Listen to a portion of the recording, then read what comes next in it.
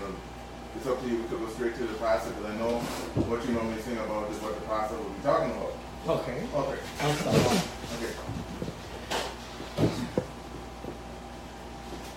When I'm down and oh my soul so weary, when troubles come and my heart burdens be, then I'm still and wait here in silence till you come and stay a while with me. You raise me up so I could stand on mountains. You raise me up to walk on stormy seas. I am strong when I am on your shoulders. You raise me up to more than I can be. You raise me up to more than I can be.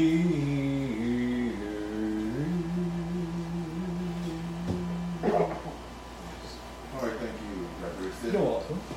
So, Dr. Hazel?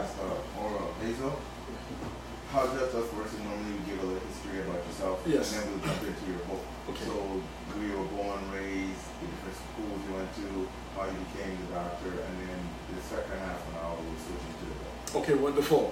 Okay, great. So I'm Oral Hazel. I pastor here locally at Global Life Church.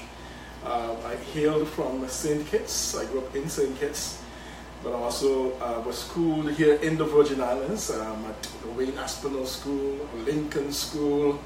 So I actually grew up here. Then I went to college in Miami, business school, and then also I went on to theological school in Tulsa, Oklahoma. I did some studies with OIU University and some other colleges there, and came back to the Virgin Islands where we planted the church, Global Life Church.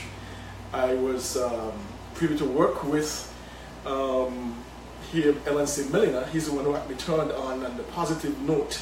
I worked with him in the Milliner store. I was one of the managers. So, you worked with him when you came out of school?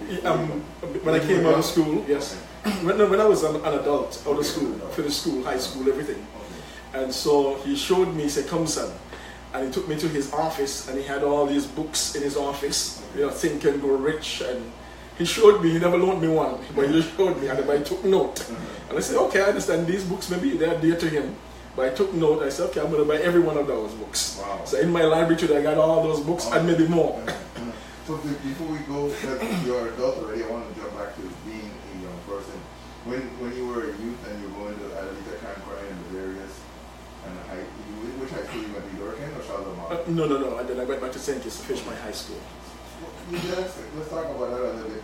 Growing up in the Virgin Islands and going back to St. Kitts, how was that? Yes, well actually I was at Cancrine when it was known as Vietnam, so it was real rough. I was about to say that. Yes. Back in my days too, I used to call it Vietnam. Yes, so that was those days, and so I actually was able to meander through that, you know, keep myself out of trouble, out of the gangs and all the kind of stuff that happened. That was quite hard. Not that I didn't get, you know, knocked into and so on, but I meandered my way out of that, you know, so those were tough times, you know, and so it was war in the atmosphere, war all around us, so I was able to meander through and make myself a success.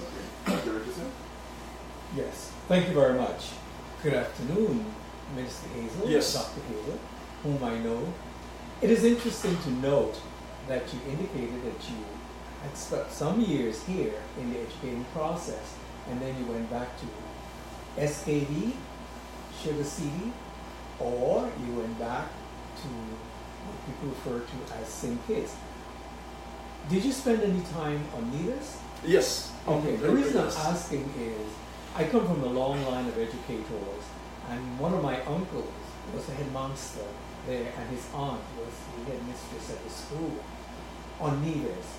So the Richardson, Yes. Nelson Richardson. Yes, he was also my principal also. Yes, Yes. I knew him well. Very well. Mhm. And so it's interesting, and now of course you're here in St. Thomas and your wife, having worked with your wife before for a number of years, so we do have some commonality and some connections.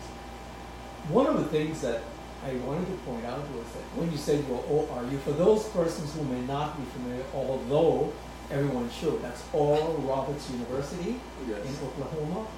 It is interesting to note that the beginning of Mr. Leslie Milner, who hails from the British Virgin Islands, had quite a connection to, because his father, Mr. Abraham, and his relationships were also rooted in Christianity and religion, as well as into entrepreneurship, into being a grocer, if you will, into being a person who manages a store. So those familiarities are there and very good. Dr. Hazel, Mr. Hazel. Yes, Go ahead. yes, and he was actually a stickler for business. Oh yes. One of the things he would always say, I remember, he said, man, I'm trying to get the other businesses together that we can do something, make a mall, create a mall. So Yes. they keep on all those big box businesses, but they can't hear. He Right. said, one of these days they're going to come in, Mhm. you know, and that's of our economy. The money will not stay here. It would come in their cash fund and it would go right out. And that's what's happening right now. He was truly a marketplace prophet. Oh yes, as a matter of fact, if I can just reflect again, the entire family, Percy Milner, Leslie Milner, Juancito Milner, the brothers, they all were all interested in doing what we call the business of the marketplace. And as a matter of fact, when we stop and think about it, Mr. Milner and I are, of course, he's no longer with us in the flesh, Mhm. we're fellow Rotarians, Rotary Club, St. Thomas too, so we go back quite a way too. That's right. So they were quite business persons, yes. And they started off with the supermarket, I believe, and That's after that they correct. changed out into the clothing store, Yeah. upstairs and downstairs. So that's when I actually worked with them. On 7th Street, as Yes. it's called, recently we I, tried I think it's still going on still. Oh yes. That legacy is still going on. Uh-huh. Yeah. So Let me jump in a quick second. Pastor Hazel. yes. I still want to go back to your view of the Virgin Islands and think it's how you felt back in Virgin Islands. Oh, okay. And then we'll jump to the college scene. How was that transition? Because like you said, you were born in St. Kitts, you came in, you probably went through some ups and downs with moving in the first place. That's right. Yes, yes. And then now you're here, you probably had to finally get the doctor, like, no, wait, man, we're going back. And then the people, your friends who were there probably ain't as much of a friend with you anymore. How was that transition? There's two different transitions. That's right. So actually, that's right. The transition from St. Kitts to here in the educational system was truly different. Actually, what happened is that I think I did a test, and then they placed me in a class. And then when Aspel, I could remember that when I went to this class, and I think they told me to read, and I read, and they said, you're not supposed to be in this class, you know, move to another class. And I was consistently being moved. I didn't know why. You know, I think back then it was kind of an island kind of thing. So I was caught up into that kind of thing. So I never knew that they put me in a low class, and so I had to work myself from the bottom up. So I told them, I don't think I want to move anymore, because every time I move, I have to catch up, you know. And so that was what I went through. Correct. When I came here. So I always think a lot of people don't understand what individuals went through. Yes, right. And for you to explain that to them, those who listening to the I world. actually went from, I remember I'm sitting in a class and the teacher said, come, you're not supposed to be in this class. Go over and just walk across in that class. You're supposed to be over there. So I went across, went to the other class, sat down, and then maybe whatever, a couple of days after, he said, you're not supposed to be in this class. Go across by that class. After I get tired of moving. Yeah. And then, so then when you moved from, and the decision to move from the Virgin Islands back to St. Kitts was your parents, right? Yeah, my parents, yes. My parents had moved here, and they were in ministry. And then they were trained in ministry here, and then they moved back to St. Kitts. You know, start a church and everything. They were with the Apostolic Faith Church, Lighton Church, at that time. So they planted one of those churches in St. Kitts. So we moved back home, and so that's when I went back home to church and the education system. Your parents came here thinking, not really for a better life, but for a differently. Yes. And then now they're like, wow, we need to go back home because now it's offer the same opportunities after. That's right. Now, being a child of a pastor, you thought of a pastor. That's right. How was that with your friends in both, whether it was St. Kitts or whether it was? Yes. Okay, good. Being a child of pastor, well, you go to church and you hear thou shalt not steal and all that kind of stuff, and so that's it within you. Yeah. You know, and so I know one time I had a friend, I hope you're not listening, and we went to the same LNC building when we were young, so we were living in Hospital Ground in Jayard area. My mom still lived there. And so we went to LNC Millennium and he's using it as a shield.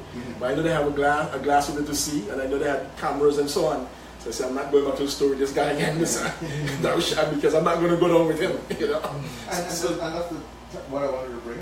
Being a pastor's son, you have to walk a fine line with your father and mother and the congregation. But then when you're out with the children, if you don't do certain things like them, then they can't. That's right. You're like, don't come around with you X, Y, Z.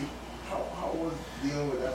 But I dealt with it well, because it's at times when they were not as crucial as they are right now. Correct. You know, and the new way I stand, you know, and my values, my morality and everything, and I make sure I portray that, you know, so I wasn't going to smoke in a corner with them, marijuana, I'm not going to do drugs with them. I know I don't want to do that. I learned that long ago. Did you find it easier to deal with friends here in the now or in St. Kitts? I think I found we had good friends. I saw it myself. We had church friends who were around our age, and so we had Sunday schools on a Sunday. We went to one maybe in Canton, one down at Limburg, one up a hill on there, a tree, a breadfruit tree, one out in somebody's yard, and then we went to church again in the night. So we had all these friends. We never had cell phones back then, but we had friends to hang out with, you know, in church, and that is what actually that kept us sane. You know, and not getting all crazy in the community. So actually one of the mainstay in our community, it was those Sunday schools. We learned about the laws of the land, the law of Christ, and we got morality and values, and that's what kept us, and that's where we came out like who we are right now today. But that's what you think St. Kitts was strong or was more into the church than it was you guys were? I mean both, because we were in church. I mean, like every time the bell rings, we are in church. Okay, so we were there. So my life was church. Well, I only say because I'm a Catholic, yes. But I went to all saints. And I had to go to church twice a week. I had to go to church Sundays because being a Catholic, if I went to Catholic school, I wouldn't have to go to Sunday school on Sunday. But since I went to Anglican school, then I had to, in order to do the different communion and confession and all those things, religious instruction, I had to take it on Sunday. So I went to church twice a week, so that's why I don't go now, because I doubled up when I was younger. Oh my, you feel like you're church now. Well, visit now and again. Yeah. So I thought I wanted the head of pastor response. So now that you went there and you went to school, and when you went back to St. Kitts, how was that feeling? Was it a sad feeling because you left the U.S. for now? Or was it a better, happier feeling because you were... Because actually I still kept in touch with my friends and everything. You know, we wrote one another and we kept in touch.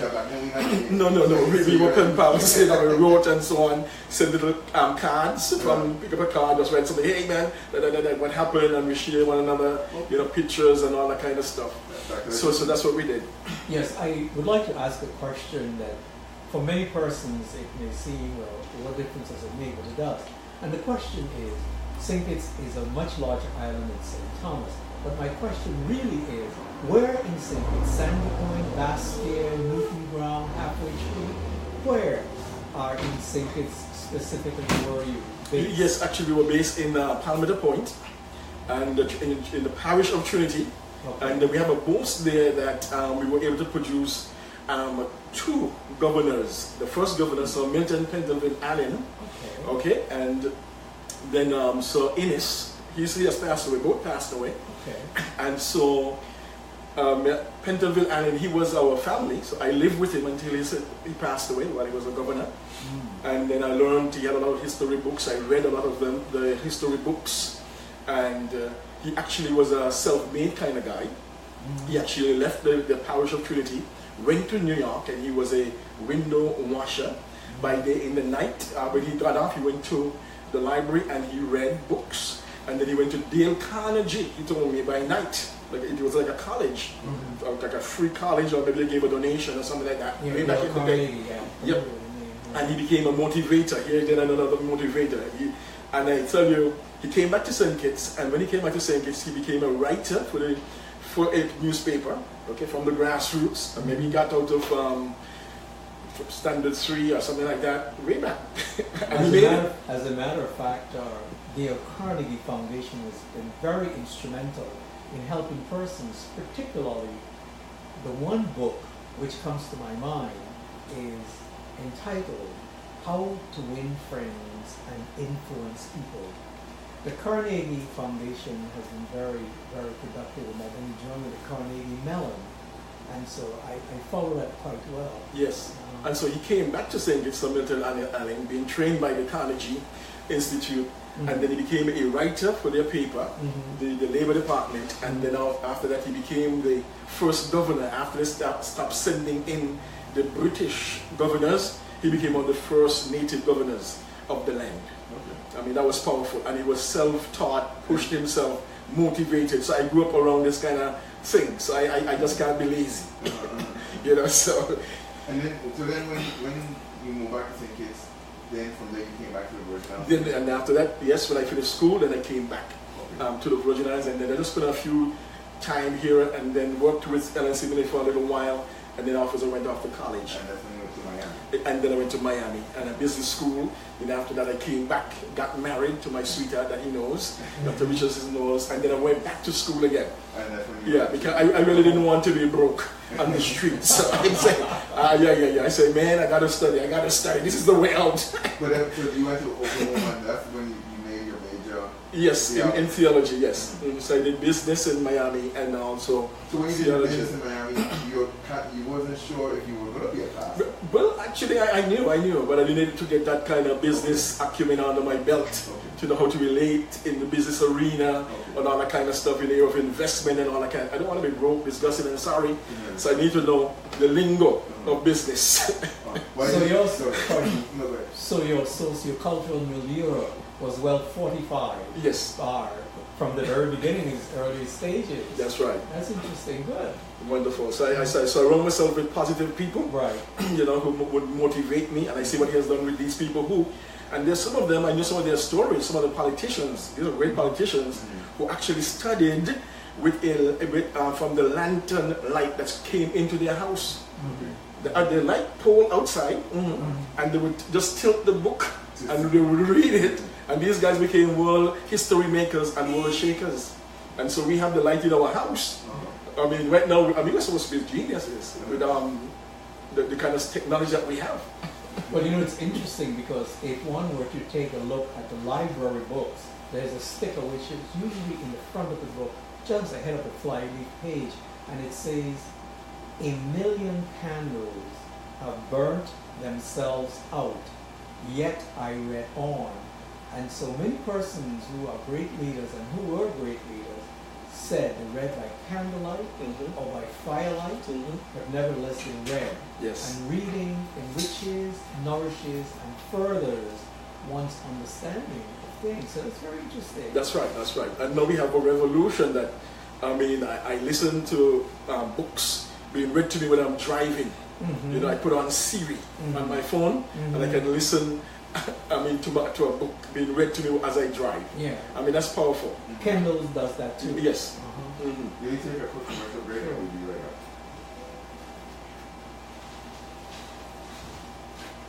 Okay, so when we come back, then we can start talking about your book. But yes.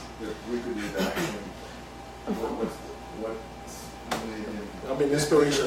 What inspired me? Yes. This is your first one? Well, actually, what about before was unpublished. Okay. Yeah, but so that'll be but thank God it was not published. That was because since I lived with some in Pentonville, I knew a lot of politics. So actually, I wrote it. I gave it to somebody to read. I said, "Please don't publish that. You're dead back." So it was like it was like a satire book, like Animal Farm. Okay. I made sure I didn't call any names. So but I said, you didn't call any names, but if I take this book up, they will know who. So I saved myself out of trouble. Coming back in 1 minute. cool.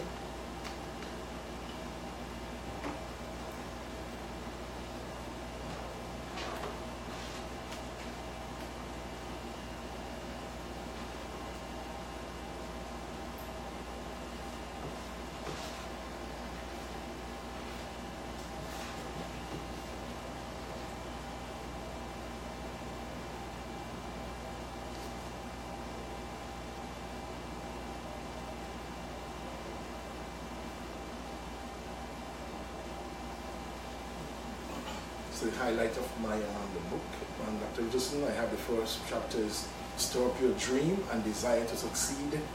Second chapter is Destined for Greatness. Third chapter, Smell the Aroma of Success. 10 seconds. And time is money. 5 seconds.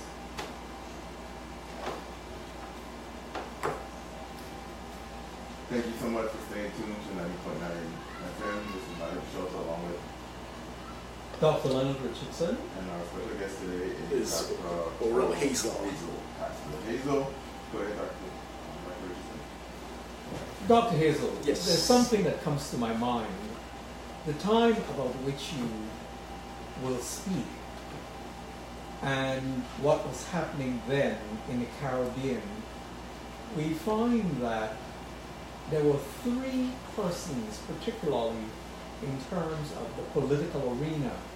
And one, of course, was on St. Kitts, from the Sandy Point DFV area. The other, of course, was in Guyana, and the other was in Antigua. They were known as the three Bs. Yes. Robert Bradshaw, Forbes Burnham, and V.C. Bird. That's right. Now, what do you think of that time? And since is this your first book?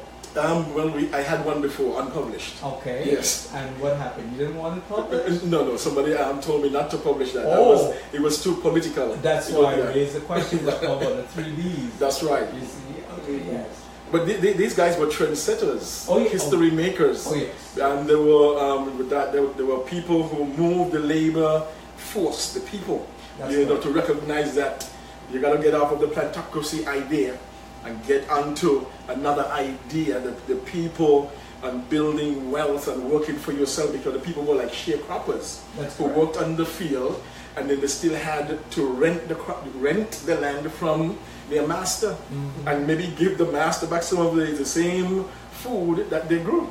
You know, so they were just living from, you know, day to day, From crop to crop. from crop to crop, from prayer to prayer. Yeah. So these men were revolutionists who came on the scene and said there's a better life, and they did that. I mean, they were anointed to do the task. These guys were anointed, and they were leaders extraordinary. That is correct.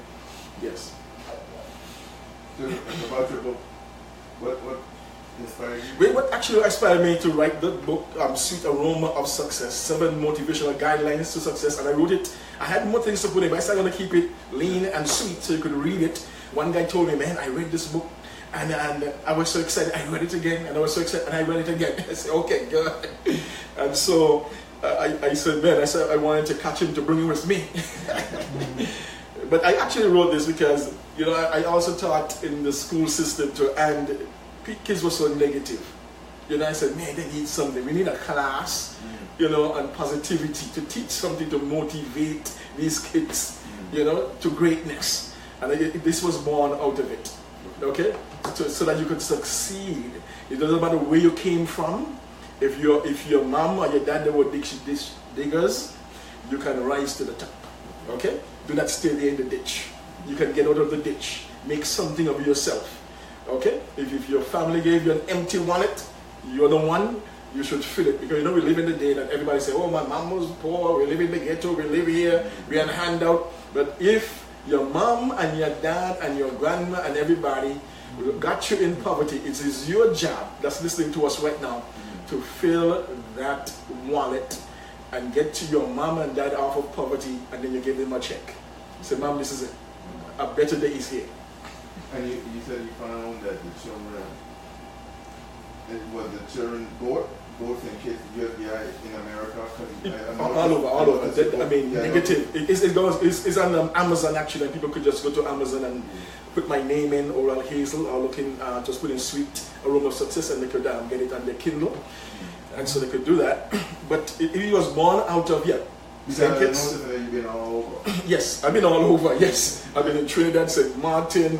I've been in Africa. I mean Nigeria, Kenya, Zambia. And all of those you were talking to not only adults but to children. I talk to, well, in some of the places I talk to adults. Sometimes I talk to young people. Also, I actually go to schools and talk to young people. They let me come in. Okay. Talk to them about slavery, and we all came over here in the same boat. Mm-hmm. Why are we killing one another? We were in the same defecation like one another. Mm-hmm. You didn't know. I just gotta tell them it in a different way. They know it in school, but I just gotta tell them in a harsh way. Mm-hmm. Your mom and dad, all of us came over here in chains, in defecation. They're the ones who made it. They didn't commit mutiny. They didn't throw themselves overboard. They are the generation. You look at the generation that made it here. So why are you killing one another? Mm-hmm. And I bury so many of these young men, and I believe in the crowd, I've buried a lot of these young men who killed themselves. Somebody would kill them, commit homicide, or suicide, what have you. And I believe that sometimes some of the guys who kill them, they will know it's their brother. Mm-hmm. And they come and they weep. Yeah. Well, it's interesting that you pointed that out, because, the truth of the matter is, we are all one people. When we have come on a different ship name, or differently named ship, but nevertheless, the diaspora is quite clear. Yes. What happened crossing the stormy Atlantic and all of that. That's right. But very importantly is the same persons we have to consider. We are our brother's people. Yes, we are. And many persons will tell you when they go to funerals and they see the mother of the person who's deceased. I'm talking about the youths now. Yes. And someone said, "Oh wait, who's that?" Now I'm going to go local. Who she is? That's so and so. That's your son? Oh Lord, but that's my cousin. That kind of thing. That's right. It's interesting to note that we have grown so far apart that we do not even know who we are. And the concept of it takes the entire village to rear a child. That's I like to tell people, not raise, because you raise crops and animals, but you rear people, because you rear, you share, you care, you love. Yes. And the interesting thing is, wherever it is, wherever one may go, if you look hard enough, and if you look consistently enough, you would be able to say, I am my brother's keeper. I'm responsible for his or her being here in so many ways, along so many roads, but we have to turn it around. Yes, I am. And we are still living in that slave trade, slave chain mentality, in that we as a people, we cannot come together to do business together. We cannot cooperate together. We sit and we say, oh, other people groups are coming in, doing this, going further than we are. Yes. We are buying their products, and all we do is sit and we grumble. Right. And so we need to marshal, to come together, to start doing something together and build and do something grassroots, that would help, the people in these Virgin Islands. And as Booker T said, cast down your buckets where you are. From wherever you are, do that which is good, that which is truthful, that which is helpful, and all will benefit from your efforts. That's right. Whatever you can do, with God's blessing. That's good. So that's living a life of contribution. That's correct. Some people just live a life of just talk, complaining, and so this is a time to live a life of contribute something to our community, leave a legacy, and leave an inheritance behind. Okay? And especially since you talked about contribution, I want to commend you. I think you said that the money from this book goes to your church. Yes. We are working on building our church. Yes. And from the damages from the storm. Yes, from that too, and also relocating also. Okay. We need a bigger space also.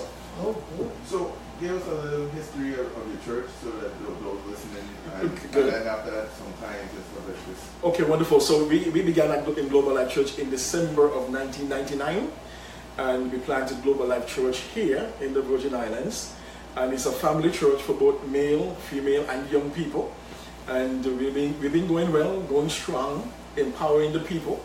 Be about empowering the people, and I minister to the people and say, if you are your parents one hand, or grandmother and parent, you lived in the project, whatever, you can make your life better.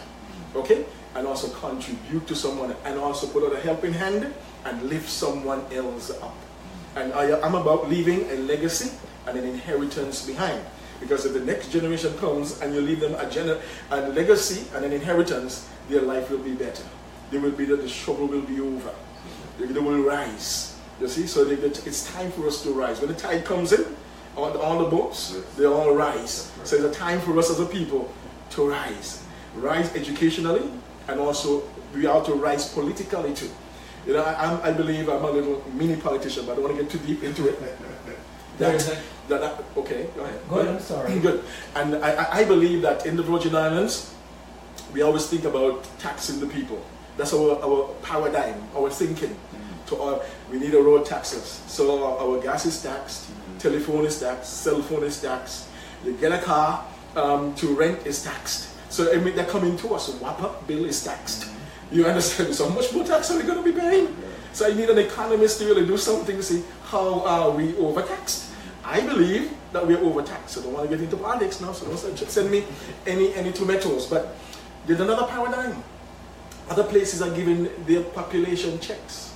Sarah Palin gave the people checks. Okay, and we had Havenza here giving us a lot of money. We never thought about that paradigm. At least once a year, giving the people who live here at least $100. At least $200, $300 just for living. We said Virgin Islands. Okay? But I did a study, and I shared it with a politician, that with the kids count, I said, I wonder how we live here. It's all around just poverty. The children, and people can go online and look at the kids count. It's poverty. The children are in poverty. Mothers in poverty. I say, I wonder who here footing the bill and paying taxes to help us. You know, and so we have to look at a different paradigm how we do business in the Virgin Islands. Okay, and I believe that we're overtaxed, and I believe that we can do better. I believe that living in the Virgin Islands, 50,000 of us, 100 and something thousand of us, I believe that the government can give us a check. Not only the income tax check, but a check just to live in peace and in harmony in the Virgin Islands. Okay? There is a quotation from the Bard of Stratford-on-Avon, you may know him as Shakespeare, that says, there is a certain tide in the affairs of men, when taken at the crest, leads on to fortune and good health and all that good stuff. And I believe if we were to examine it, we see it is true. However, you have an advantage.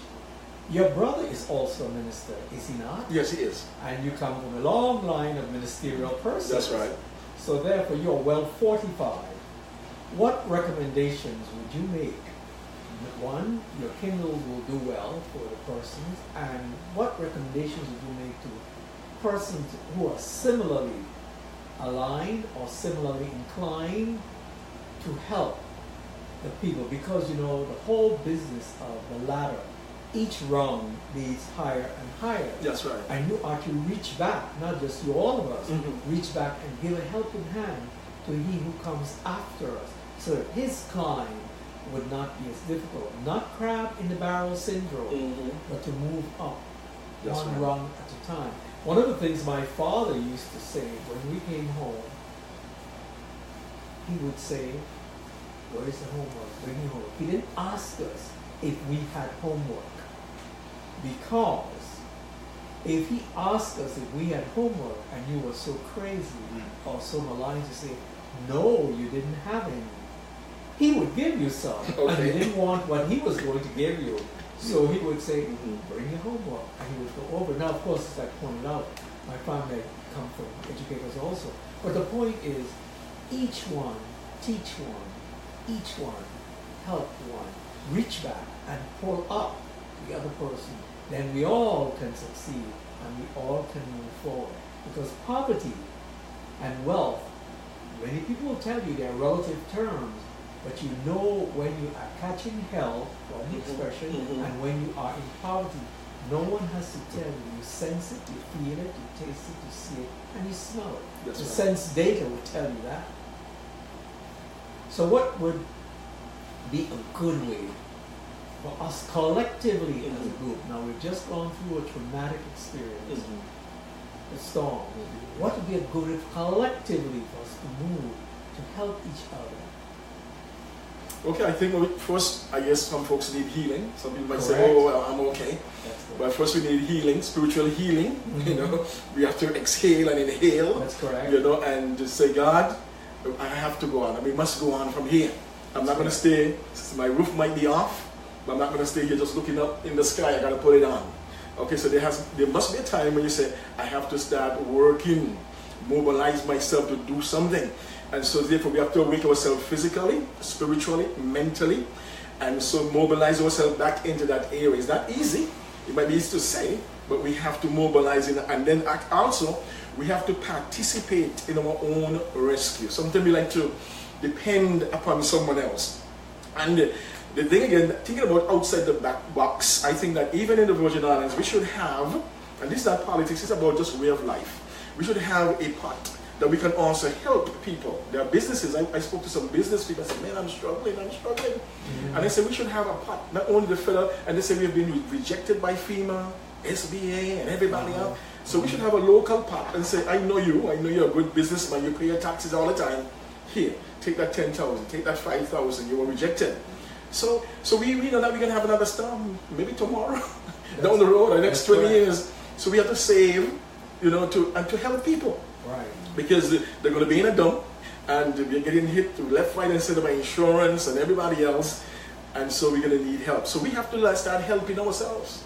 We have to participate in order to emancipate. Yes. It begins with our participation. And you're absolutely correct, because many people talk about storms coming next season. Actually, it's only a month.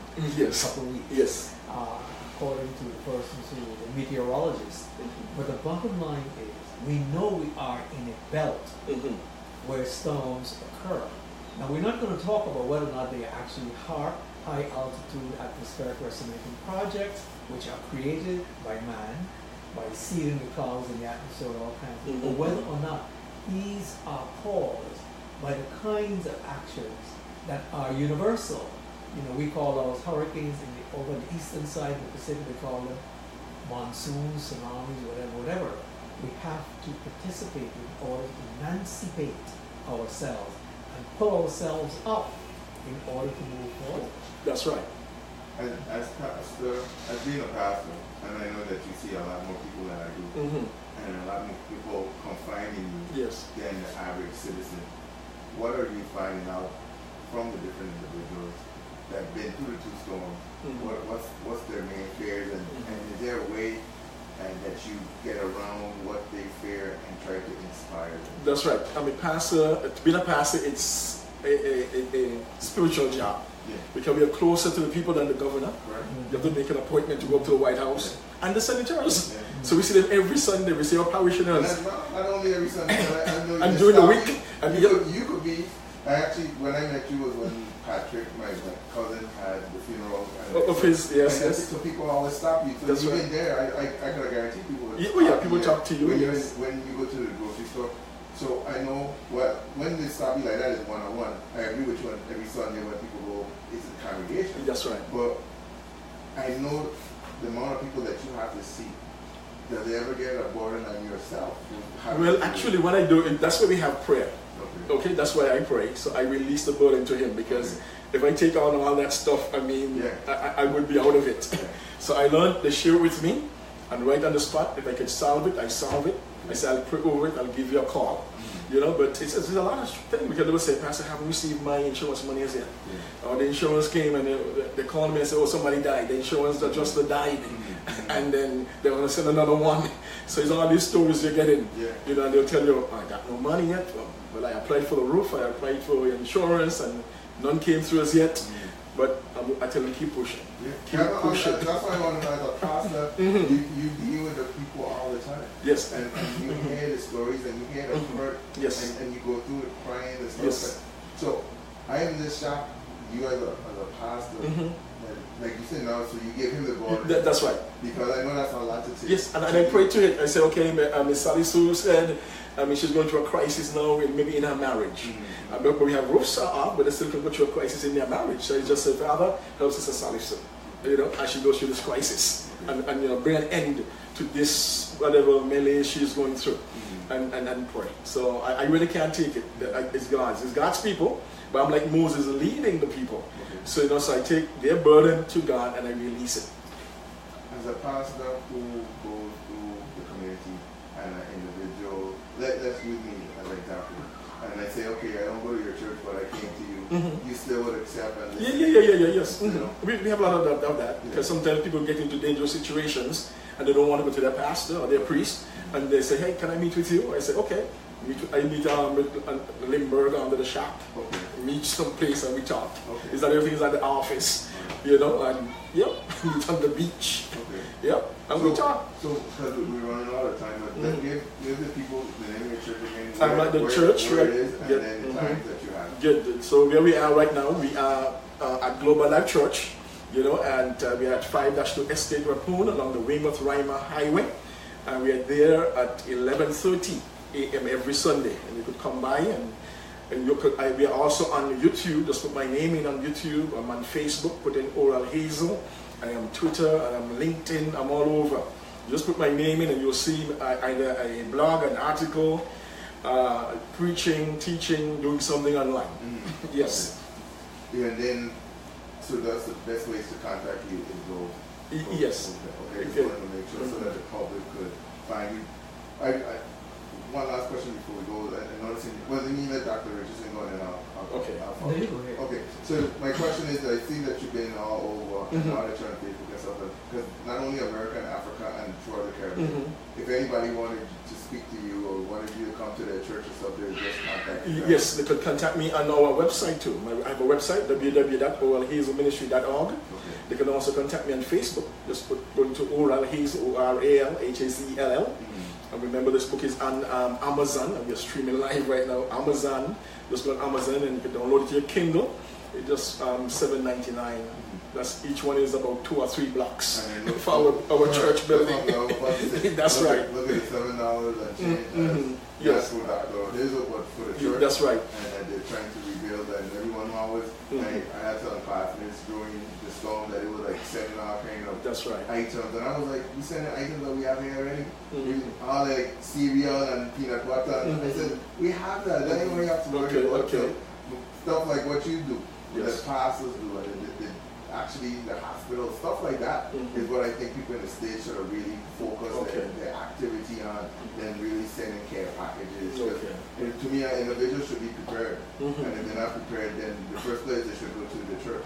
I actually thought the churches should have been a distribution center instead of how the government had it. Like you said, I didn't want to get too political. I guess we were separation of church and state. Yeah, that's my just government show is what I'm about to say, because just us isn't really political, but seeing some of the stuff that I saw during the storm, I had to shake my head and say there's no way that you did. While I understand you're saying church and state, that's different. That's a disaster. And where do you find most people on Sundays? It's churches. So why don't you just give the churches all of this stuff that you have and let the church give it out to the people? But they did it a little sprinkling here and there. But at our church we had people bless us, send us stuff. And every Sunday we actually had stuff to give out. And actually at our church we cooked every Sunday for our people during the storm, and everybody went home with a meal every Sunday, and we fellowship, shared our story, vent, whatever, and then they went over with stuff in their hand then to cook again if they had a story. I know, I heard about it. Yes. But I just wanted to bring that instead of some of the stuff that I saw the government trying to do, which they were very unsuccessful in my eyes. Dr. Richardson? Well, it's interesting that has been done. The thing that many people may not realize is that a pastor or man of religious orientation or clergy is with you throughout your life. At birth, when you're born, there's a christening, whatever, in many places. That's right. And then throughout the life as you live, and when you are exiting or you have exited. So beginning, middle, and end. That's right. The minister is there. So he has more contact with you throughout your life than just about anyone else. You're so true. Dr.